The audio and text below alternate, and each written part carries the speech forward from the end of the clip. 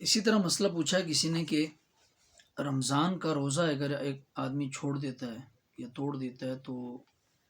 اس کے اوپر کیا کفارہ ہے؟ یاد رکھیں کہ رمضان کا ایک روزہ چھوڑ دینا اس شخص پر کفارہ یہ ہے کہ آدمی یا تو ایک غلام آزاد کرے، یہ کفارے کی پہلی صورت ہے، پہلا آپشن ہے، اس کو یوں سمجھ لیں کہ اگر غلام آزاد کر سکتا ہے، استعداد ہے، ممکن ہے غلام آزاد کرنا تو غلام آزاد کرے گا۔ دوسرے نمبر پر اگر ایسا نہیں ہے تو پھر 60 روزے رکھے گا، لگاتار 60 روزے رکھے گا آدمی۔ ایک روزہ بھی اگر بیچ میں قضا کر لیا، چھوڑ دیا، تو کفارہ دوبارہ سے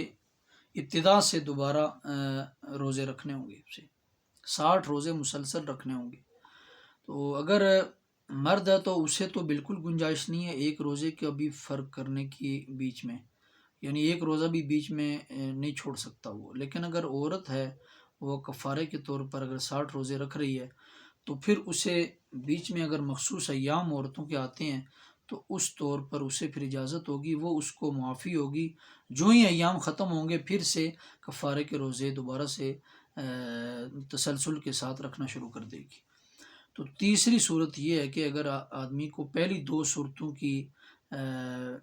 ممکن نہیں ہے کہ ان دو صورتوں میں آدمی کو کفارہ ادا کرے، تو پھر آدمی یہ کرے گا کہ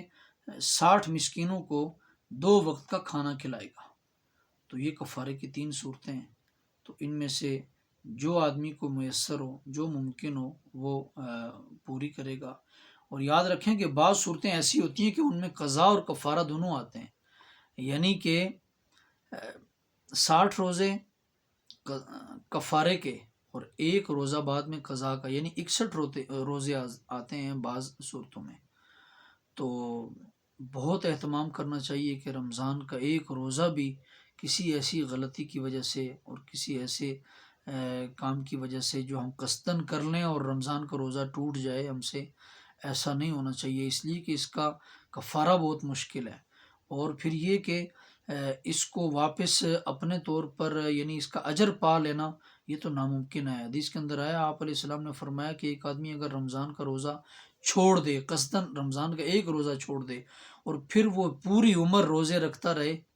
ساری عمر روزے رکھتا رہے، تب بھی رمضان کے روزے کا اجر نہیں پا سکتا۔ اس لیے رمضان کے روزوں کا بہت خیال کیا جائے اور بہت اہتمام کیا جائے، اور سحر و افطار میں بھی خاص طور پر رمضان کے روزوں کا خیال کیا جائے کہ ہمارا روزہ کہیں ضائع نہ ہو جائے۔ وقت کا تعین ہمیں پتہ ہونا چاہیے کہ بھئی کس وقت رمضان کا جو روزہ ہے وہ اس کی سحری ختم ہو رہی ہے اور کس وقت